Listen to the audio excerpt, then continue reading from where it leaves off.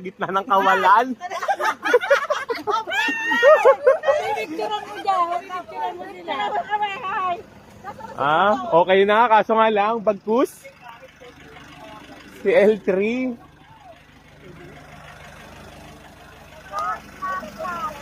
Sino Okay, may nagbobomba mo ng bike dito ngayon. Pagod ako. Okay. Boy, ano, okay?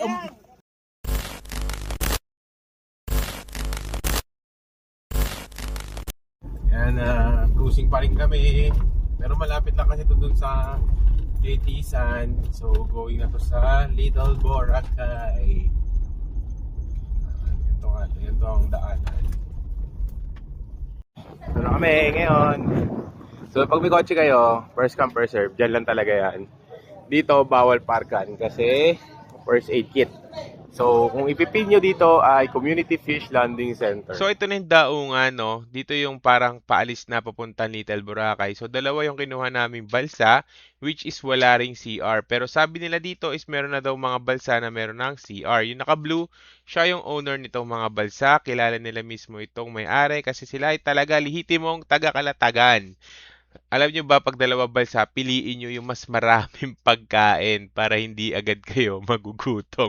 So, okay na okay talaga pagkasama mo buong pamilya. So, aalis na tayo ngayon. Tinutulak lang ni Kuya yung balsa natin going to sa medyo malalim na part. So, napapansin nyo ba lahat kami ay naka-life vest kasi required po ito dahil nakikita daw po ito ng Coast Guard at yun daw ay strict implementation na magsuot ng life vest. Okay, huwag kayong mag-iinarte na kayo marunong kayo, ganto, ganyan. Kung ayaw nyo mag-life vest, huwag kayong pumunta rito para walang gulo. Okay, so sumunod tayo sa patakaran kung saan man tayong lugar, kailangan natin yang sundin. So nakikita nyo naman, dito gabewang pa yung tubig, no? So tinutulak.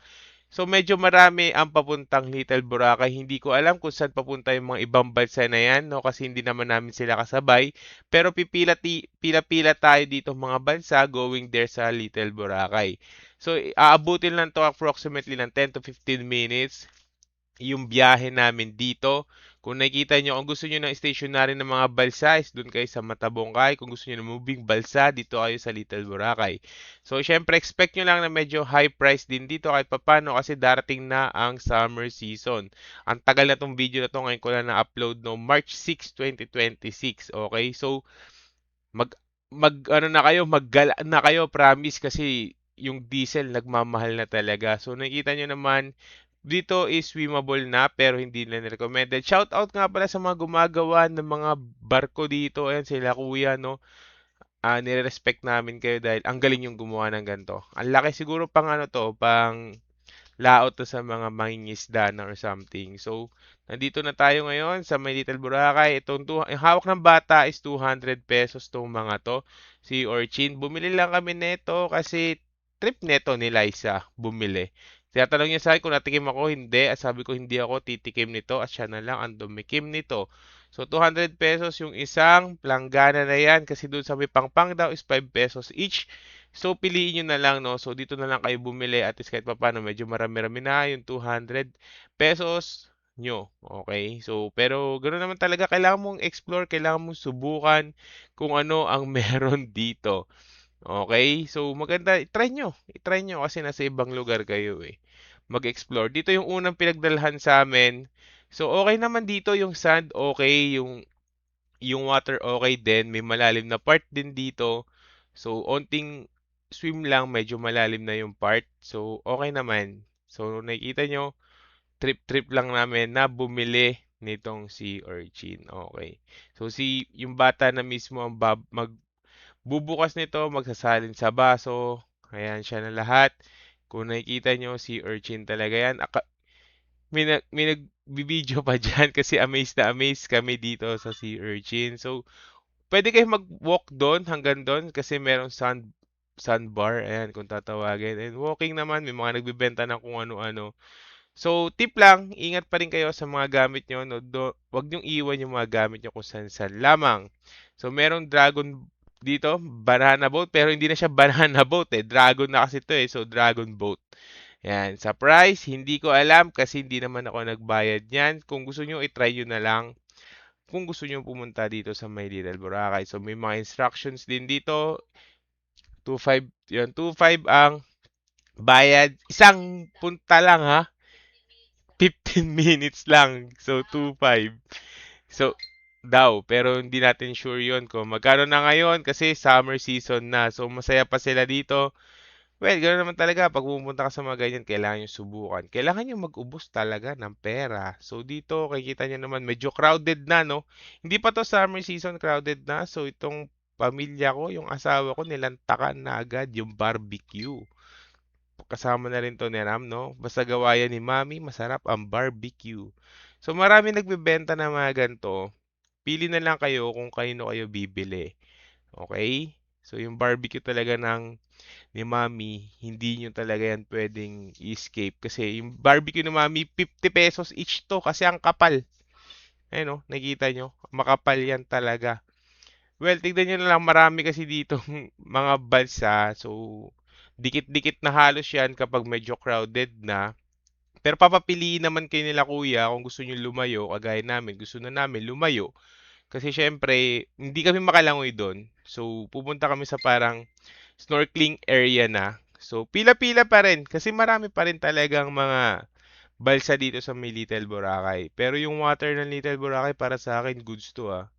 Para sa akin lang naman, kung hindi kayo nagagandahan, eh, opinion yun. Opinion nyo yan. Pero para sa akin, goods yan. Ayan, nakikita nyo naman, malinaw. Ang gamit namin na yan is gamit namin dito ay yung noodle. Ewan ko na lang kung magkano ang price niyan. Maghanap na lang kayo, pero yung amin, nabili namin yan sa halagang 100 pesos. Pero yung pinakaunang-una niya nasa 130 something, yung may tali pa. So, kailangan nyo yan kasi lulutang talaga kayo dyan. Compare mo na malaki ka, maliit ka, lulutang ka talaga dyan. So, heading back na kami dito, no? So, sa snorkeling area, madami ka makikita, may mga corals. Pero tip lang din na huwag nyo tatapakan ang mga corals kasi sila ay masisira at mamamatay. Okay? Huwag nyo tatapakan, please lang. Okay? Huwag kayong maging pasaway na bibida ka para pipicturean ka na kunyari malalim yung lugar, hindi naman. Wag kayong tatapak sa may corals. Medyo maraming fish din doon sa may snorkeling area. Padala kayo doon. Basta pag nag-Little Boracay kayo, sabihin nyo agad kung gusto nyo ng malalim. Dali na agad kayo sa malalim. Wag na kayo doon sa may sandbar. Kagaya ng iba dito. Kasi may sandbar pa to nung una eh. Pero ngayon paghapon, is lubog na siya. Ang cons lang nito, pag pupunta kayo dito sa may Little Boracay, is wala ditong restroom. Unahan ko na kayo. Okay? Walang CR ng number 2. Diskarte nyo na yan kung paano kayo magna number 2 dito sa Little Boracay. Yun lang yung cons. Pero yung may mga bansa naman doon na may CR, yun nga lang may mas mahal. Shoutout nga pala sa mga to na nabidyo ako nagsusumayaw-sayaw. No, maangas, no? Vibes kung vibes eh. May nakapagsabi din sa akin na dito sa mga bahay na to, dinadala yung parang restroom. Yung payment, hindi ko alam. Hindi ko rin alam kung legal or illegal pagpupunta dito sa bahay na yan. Kung magkano ang bayad sa CR. Kasi wala talagang number 2 na CR dito. Number 1 pwede ka na siguro pero nasa inyo na yan. Basta yung number 2, pwede kayong magpahatid. May fee yun sa bankero. Okay? Hindi ko rin sure kung magkano kasi di naman na kami nagganon eh. Or pupunta kayo ng Little Boracay, tip ko lang din, uminom na kagad kayo ng mga Lomotil Diatabs, no? Kasi medyo malayo pag pupunta lang kayo para pag mag number 2. So ilang naman ang cons ng Little Boracay is walang CR. For number 2, parking wise, unahan eh. So kung wala ka ng parking, doon ka na sa pinakadulo, malayo na. Okay, sumunod sa patakaran sa Little Boracay. Huwag kayong maging pabida para walang away. So, yun lang. Salamat.